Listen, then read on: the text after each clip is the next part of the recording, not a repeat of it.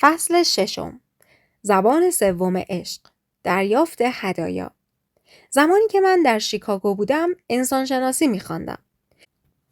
من از طریق مطالعه مفصل ویژگی‌های قومی و فرهنگی با ملت‌ها و اقوام شگفت‌انگیز سر تا سر جهان آشنا شدم. به آمریکای مرکزی رفتم و فرهنگ‌های پیشرفته اقوام مایا و آزتک را مطالعه کردم. از اقیانوس آرام گذشتم و اقوام ملاننزی و پولینزی را مورد بررسی قرار دادم. درباره اسکیموهای فلات شمال و قوم آینوس ژاپن مطالعه کردم. من الگوهای فرهنگی مربوط به عشق و ازدواج در هر یک از این فرهنگ‌ها را مورد بررسی قرار دادم و دریافتم که در هر فرهنگی هدیه دادن بخشی از روند عشق و ازدواج است. انسانشناسان شیفته الگوهای فرهنگی هستند که تفاوت‌های فرهنگی را زیر پا می‌گذارند. من نیز چنین بودم و می‌پرسیدم آیا هدیه دادن نوعی ابراز عشق بنیادی است که از موانع و مرزهای فرهنگی فراتر می‌رود؟ آیا نگرش عشق همواره با مفهوم دادن همراه است؟ اینها مسائل آکادمیک و تا حدی فلسفی هستند، اما اگر پاسخ مثبت باشد، معانی عملی عمیقی در بین زوجهای آمریکای شمالی پیدا کرده است. من یک سفر انسانشناسانه به جزیره دومینیکا دست زدم. هدف ما مطالعه فرهنگ سرخپوستان کارائیب بود و طی این سفر با فرد ملاقات کردم. فرد از سرخپوستان نبود، بلکه مرد سیاه پوست جوانی بود که 28 سال داشت. او یکی از دوستانش را در جریان ماهیگیری با دینامیت از دست داده بود. پس از حادثه او دیگر نمیتوانست به صیادی ادامه دهد و اکثر اوقات بیکار بود. من از همراهی او استقبال کردم و ساعات بسیاری را مشغول صحبت درباره فرهنگ مردم آنجا شدیم. اولین باری که به خانه فرد رفتم او به من گفت: آقای گری، آب میوه میل دارین؟ من با خوشحالی پاسخ مثبت دادم. او به طرف برادر جوانترش برگشت و گفت: برو برای آقای گری آب میوه بیار. برادرش راه افتاد و از جاده خاکی پایین رفت. بعد از یک درخت نارگیل بالا رفت و با یک نارگیل سبز برگشت. فرد فرمان داد: بازش کن. برادرش با یک حرکت سریع داس موهای نارگیل را زد و سوراخ مثلثی شکل بالای آن نمایان شد. فرد نارگیل را به دستم داد و گفت: آب میوه برای شما. آب نارگیل سبز بود، اما من نوشیدمش، همه‌اش را، زیرا می‌دانستم این هدیه عشق است. من دوست او بودم و به دوستان آب میوه می‌دهند. بعد از چند هفته که با هم گذراندیم، وقتی آماده ترک این جزیره کوچک می شدم، فرد آخرین نشانه عشق را به من داد. او چوب خمیده‌ای به طول 20 سانتی متر را به من داد که از اقیانوس گرفته بود. چوب در اثر غلتیدن روی صخره‌ها مثل ابریشم صاف و نرم شده بود. فرد گفت که این چوب مدت‌ها در سواحل دومینیکا بوده و او دلش می‌خواهد آن را به عنوان یادگاری از این جزیره زیبا با خود نگه دارم. من حتی امروز هم وقتی به آن قطعه چوب نگاه می کنم صدای امواج کارائیب را می شنوم. اما آن بیشتر یادگار عشق است تا یادگار دومینیکا. هدیه چیزی است که شما در دستتان می گیرید و می گویید او به فکر من بود یا او مرا به خاطر داشت. شما برای اینکه به کسی هدیه بدهید باید به او فکر کنید. خود هدیه نماد آن فکر است. مهم نیست که چقدر پول صرفش شده. مهم این است که شما به فکر او بودید و فقط فکری که در ذهن بوده مهم نیست، بلکه فکری که عملاً صرف تهیه هدیه و اعطای آن به عنوان مظهر عشق شده اهمیت دارد. مادران روزهایی را که بچه‌ها از حیاط خانه گل می‌چینند و به آنها هدیه می‌دهند در خاطر نگه می‌دارند. آنها احساس می‌کنند مورد محبتند، حتی اگر آن گل همان گلی بوده که مادر دلش نمی‌خواسته چیده شود. بچه‌ها از همان اوایل زندگی دلشان می‌خواهد به والدینشان هدیه بدهند و این نیز نشانه دیگری است از اینکه هدیه دادن برای عشق اساسی است. هدایا نمادهای بصری عشق هستند. اکثر مراسم ازدواج شامل هدیه دادن و هدیه گرفتن است. فردی که مراسم را اجرا می‌کند می‌گوید این حلقه‌ها نشانه‌های آشکار و نمایان پیوند درونی و معنوی هستند که قلب‌های شما را در عشق بی‌پایان به هم وصل می‌کند. این یک لفاظی بی‌معنی نیست. این واژه‌ها بیانگر یک حقیقت مهم است، اینکه نمادها ارزش عاطفی دارند. شاید این موضوع در زمان فروپاشی ازدواج نمود بیشتری داشته باشد، یعنی زمانی که زن و شوهر دیگر حلقه ازدواج را به دست نمی‌کنند. این نشانه آشکار است که میگوید ازدواج آنها دچار مشکل جدی شده است. شوهری میگفت وقتی زنم حلقه‌اش را به طرفم پرت کرد و با عصبانیت از خانه بیرون رفت و در را به هم کوبید، فهمیدم که زندگی مشترکمان دچار مشکل شده است. من تا 2 روز حلقه‌اش را از زمین بر نداشتم. سرانجام وقتی برداشتم های های گریه می‌کردم. حلقه همانی بود که بود، اما وقتی به جای دستان زنش در دست او قرار گرفت به وضوح به یادش آورد که ازدواج از هم پاشیده است. حلقه تنها احساسات عمیقی را در وجود شوهر برمی‌انگیخت. نمادهای بصری عشق در نظر بعضی افراد مهمتر از بقیه‌اند. به این دلیل است که نگرش افراد نسبت به حلقه ازدواج با هم فرق می کند. بعضی ها پس از ازدواج هرگز حلقه به دست نمی کنند. بعضی ها همیشه حلقه به دست دارند. این نشانه دیگری است از اینکه زبان اصلی عشق افراد با یکدیگر متفاوت است. اگر زبان اصلی عشق من دریافت هدیه باشد، برای حلقه‌ای که همسرم به من داده ارزش زیادی قائل می شوم و با غرور فراوان آن را به دست می کنم. به علاوه سایر هداهایی که طی سالیان زندگی زناشویی دریافت کردم به شدت مرا تحت تاثیر قرار می دهد. من آنها را مظهر عشق می بینم.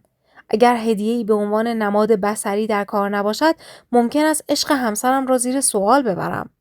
هدایا اندازه، رنگ و اشکال گوناگون دارند. برخی گرانند، برخی رایگان.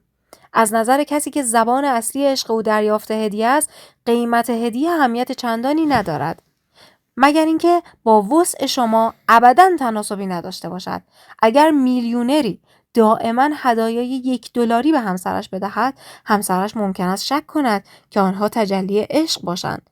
اما وقتی منابع مالی خانواده محدود است، هدیه $1 از عشق $1,000,000 سخن میگوید. هدیه را میتوان خرید، پیدا کرد یا ساخت. شوهری که کنار جاده میایستد و برای همسرش گل وحشی میچیند، راه ابراز عشق به همسرش را یافته. البته مگر اینکه زنش نسبت به گلهای وحشی آلرژی داشته باشد. اگر استطاعت مالی داشته باشید، می توانید برای همسرتان یک کارت زیبای $5 بخرید. اگر پولش را ندارید، می توانید خودتان کارت پستال بسازید. از ضایعات کاغذ محل کارتان تکه‌ای مقوا بردارید، از وسط بندونیم کنید، با قیچی یک قلب ببرید و رویش بنویسید دوستت دارم و زیرش را امضا کنید. هدیه حتما نباید گران باشد. اما شخصی که میگوید من علاقه به دریافت هدیه ندارم و در دوران کودکی هم چندان هدیه‌ای دریافت نکردم، من اصلا بلد نیستم چطور هدیه انتخاب کنم و این کار با طبیعت هم جور در نمیآید، چه؟ تبریک میگویم. همین الان شما اولین کشف خودتان را در راه تبدیل شدن به یک عاشق بزرگ کرده اید. شما و همسرتان به 2 زبان مختلف سخن میگویید. حالا که این عشق را کشف کردید، ادامه بدهید و زبان دوم خودتان را یاد بگیرید. اگر زبان اصلی عشق همسرتان دریافت هدیه است، شما می توانید به یک هدیه دهنده حرفه‌ای تبدیل شوید. در واقع این یکی از آسان‌ترین زبان‌های عشق برای یادگیری است. از کجا باید شروع کنم؟ ابتدا فهرستی از هدایایی که همسرتان طی سالهای گذشته از دریافت آنها هیجان زده شده تهیه کنید. این هدایا ممکن است شما داده باشید یا سایر اعضای خانواده یا دوستان. این فهرست به شما کمک می‌کند تا بفهمید همسرتان از دریافت چه هدیه‌ای خوشحال می‌شود. اگر دانش و مهارت چندانی در انتخاب نوع هدایای فهرستتان ندارید، از سایر اعضای خانواده که همسرتان را می‌شناسند کمک بگیرید. در عین حال هدایایی انتخاب کنید که از خرید، ساخت یا پیدا کردن آنها احساس راحتی کنید. سپس هدیه را به همسرتان بدهید. منتظر فرصت یا زمان خاصی نشوید.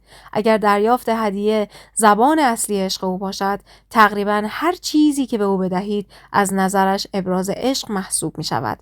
اگر در گذشته از هدایای شما انتقاد کرده و هر چیزی که گرفتید در نظرش قابل قبول نبوده، قطعاً دریافت هدیه زبان اصلی عشق او نیست.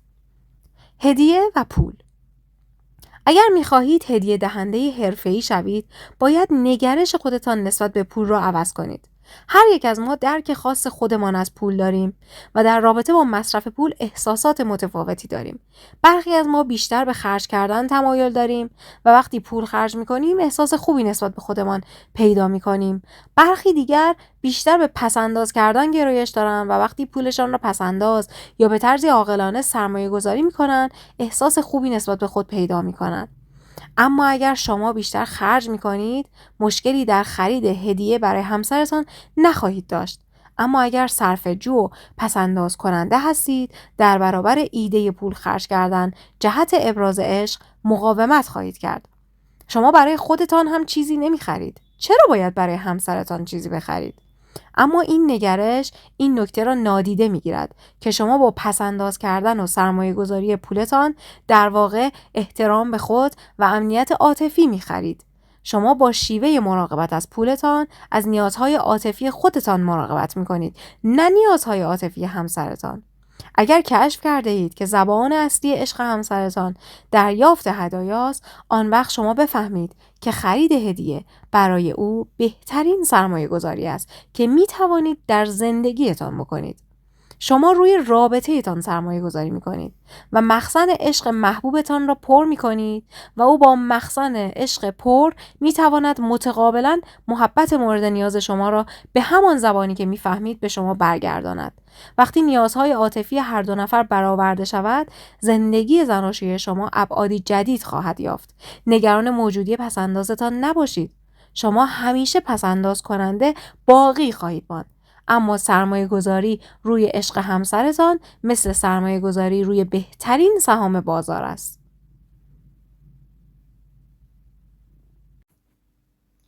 هدیه حضور خویش. هدیه نامحسوسی هست که گاه بسیار رساتر از هدایایی که در دست میگیریم سخن میگوید. من آن را هدیه خویشتن یا حضور خویش مینامم.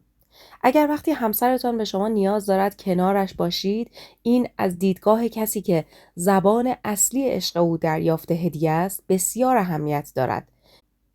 یان یک بار به من گفت شوهرم دان فوتبال را بیشتر از من دوست دارد. پرسیدم چرا این را میگویی؟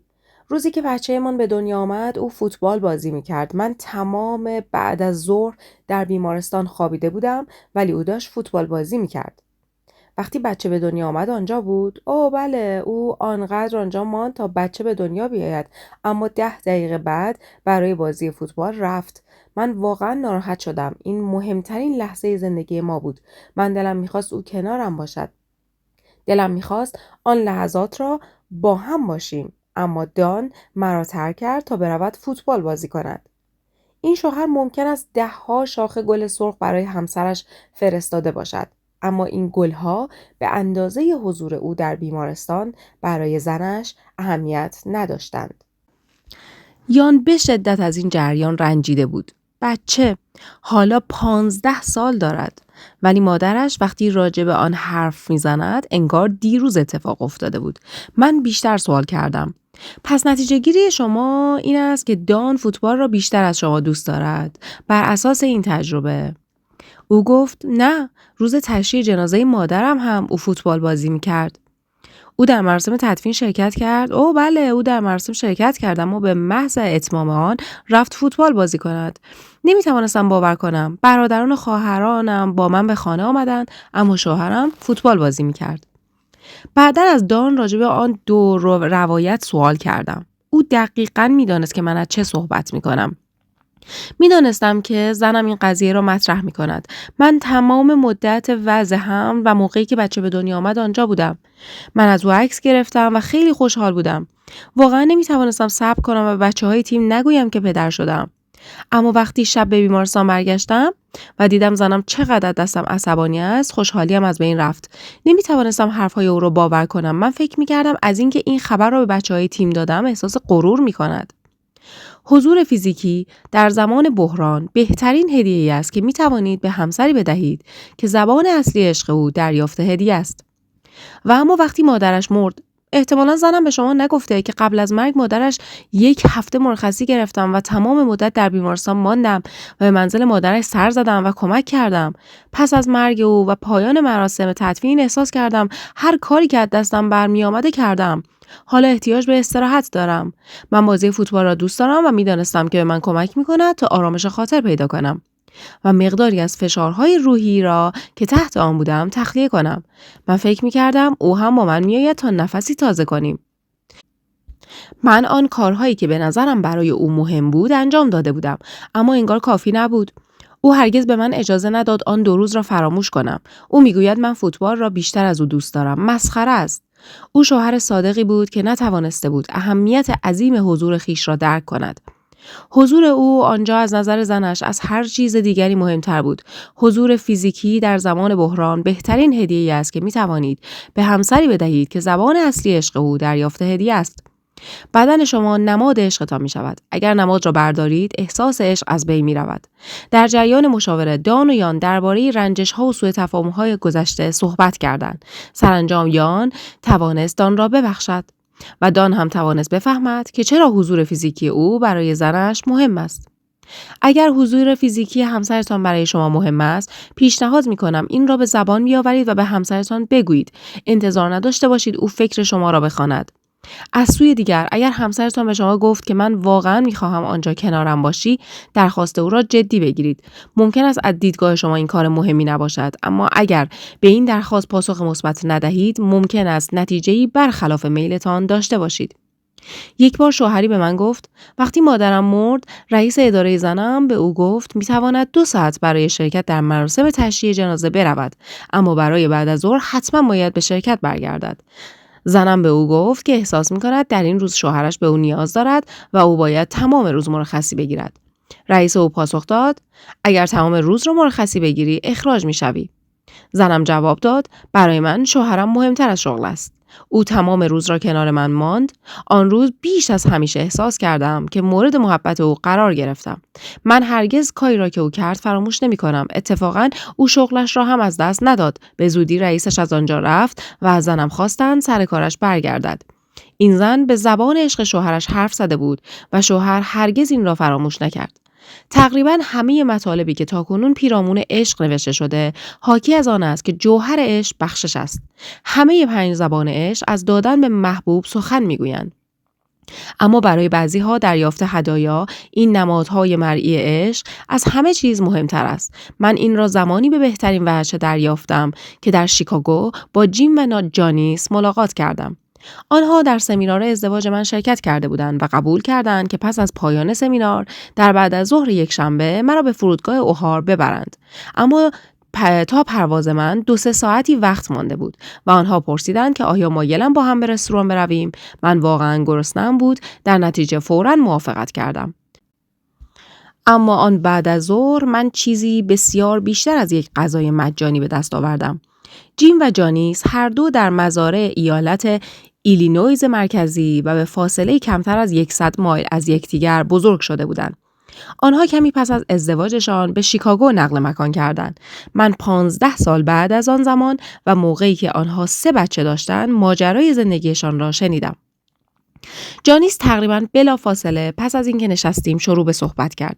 او گفت دکتر چاپمن، خدا شما را وسیله قرار داد تا معجزه‌ای در زندگی زناشویی ما بیافریند. من از قبل احساس گناه می کردم. همین چند لحظه پیش استفاده او از کلمه معجزه را مورد سوال قرار داده بودم و حالا از نظر او من وسیله‌ای در دست خدا بودم.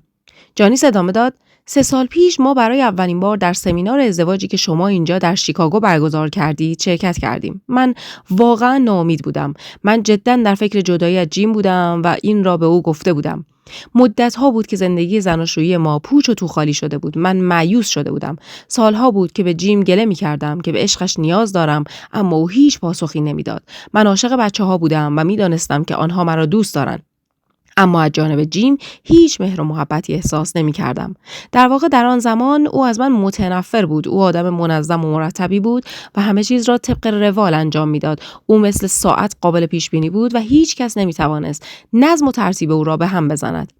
من سالها سعی کردم زن خوبی برایش باشم. من آشپزی می کردم، لباسها و ظرفها را می شستم، اتو کشی می کردم و باز آشپزی و شستشو و اتو کشی. من هر کاری را که به نظرم یک زن خوب باید انجام بدهد انجام می دادم.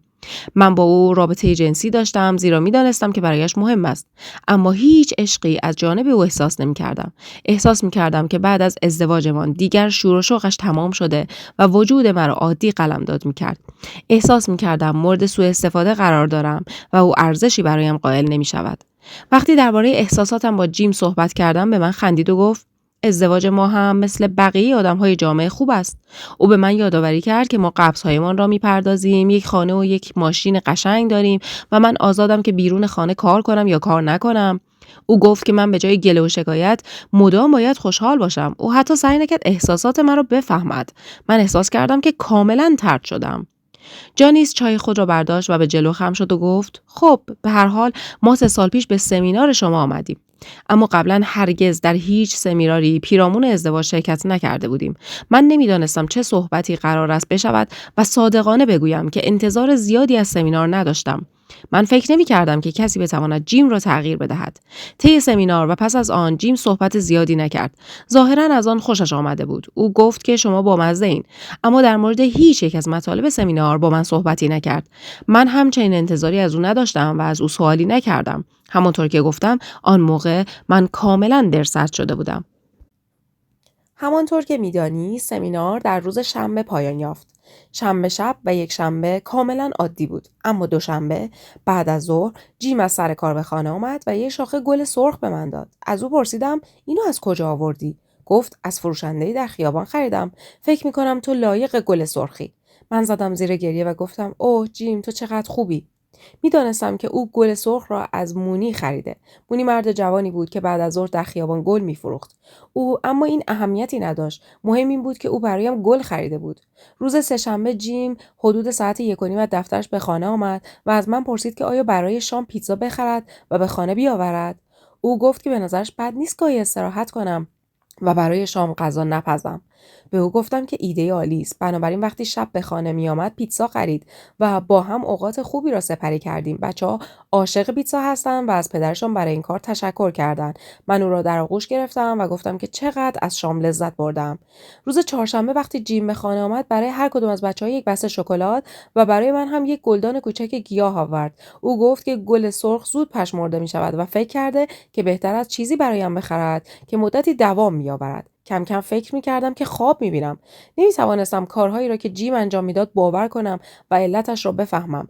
پنجشنبه شب پس از شام او کارت پستالی به دستم داد و گفت که همیشه نمی‌توانسته محبتش را به من ابراز کند، اما امیدوار است که این کارت بتواند نشان بدهد که او چقدر به من علاقه دارد. دوباره زدم زیر گریه. به او نگاه کردم و دیدم نمی‌توانم در برابر بغل کردن و بوسیدنش مقاومت کنم. او گفت راستی چرا ما شنبه شب‌ها پرستار به خانه نیاوریم و دوتایی برای شام بیرون نرویم؟ گفتم فوق‌العاده است. جمعه بعد از ظهر او کنار مغازه شیرینی فروشی توقف کرد و برای هر کداممان شیرینی دلخواهمان را خرید. بار دیگر این کار او غافلگیرانه بود و او فقط به ما گفت که می‌خواسته برای بعد از غذایمان دسر داشته باشیم. تا شنبه شب من دیگر متوجه قضیه شده بودم. من اصلا نمیدانستم چه بر سر جیم آمده یا اینکه آیا این وضع ادامه خواهد یافت یا نه. اما از تک تک دقایق زندگی داشتم لذت می بردم. پس از خوردن شام در رستوران به جیم گفتم تو باید به من میگفتی چه اتفاقی افتاده. من نمیفهمم چه شده. بعد جانیس به دقت به من نگاه کرد و گفت دکتر چاپمن شما باید بفهمید. این مرد از روزی که ازدواج کرده بودیم یک شاخه گل برای من نخریده بود. او هرگز برای هیچ مناسبتی به من کارت پستال نداده بود.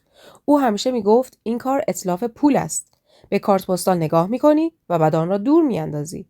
ما ظرف 5 سال فقط یک بار برای شام بیرون رفته بودیم.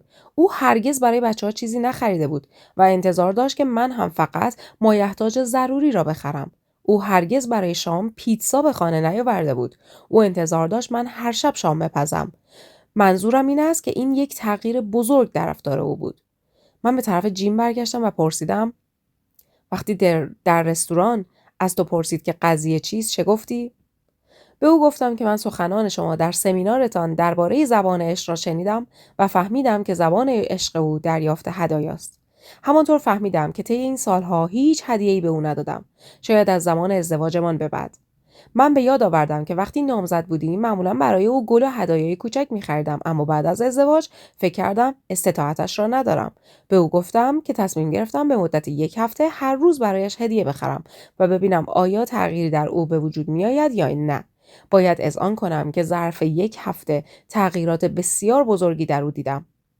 به او گفتم که فهمیدم حرفهای شما در سمینار واقعا درست بوده و یادگیری زبان صحیح عشق کلید کمک به یکدیگر در درک محبت دیگری است. گفتم متاسفم که در تمام این سالها آنقدر نادان بودم و نتوانستم نیاز او به مهر و محبت را برآورده کنم. و به او گفتم که واقعا او را دوست دارم و از همه کارهایی که به خاطر من و بچه‌ها کرده قدردانی می‌کنم. به او گفتم که به امید خدا می‌خواهم تا پایان عمرم به او هدیه بدهم. او گفت: اما جیم، تو نمی‌توانی تا پایان عمرت هر روز برای من هدیه بخری. تو نمی‌توانی این همه پول خرج کنی.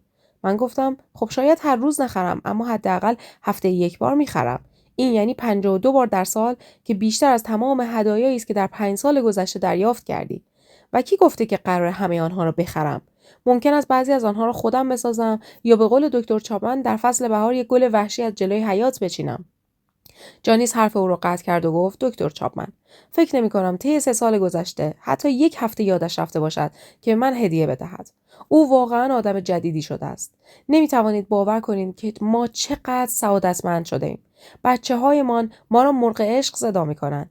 مخزن عشق من کاملا پر و لبریز شده. من به طرف جیم برگشتم پرسیدم: شما چطور جیم؟ آیا شما هم احساس می‌کنید که جانیس دوستتان دارد؟ اوه، من همیشه عشق او را احساس می‌کردم. او بهترین کدبانوی دنیاست. او یک آشپز فوق‌العاده است. او همیشه لباس‌های مرا می‌شوید و اتو می‌کند. او برای بچه‌ها یک مادر عالی است. من می‌دانم که او دوستم دارد. بعد لبخندی زد و گفت: حالا شما می‌دانید که زبان عشق من چیست، مگر نه؟ من می‌دانستم. و این را نیز می‌دانستم که چرا جانیس کلمه معجزه را به کار برد. هدایا الزاما نباید گران قیمت باشند. لزومی هم ندارد که هر هفته داده شوند. اما برای بعضی افراد ارزش هدیه هیچ ربطی به پول ندارد که صرف تهیه آن شده، بلکه فقط با عشق و محبت نهفته در آن ربط دارد. در فصل 7 زبان عشق جیم را روشن خواهیم کرد.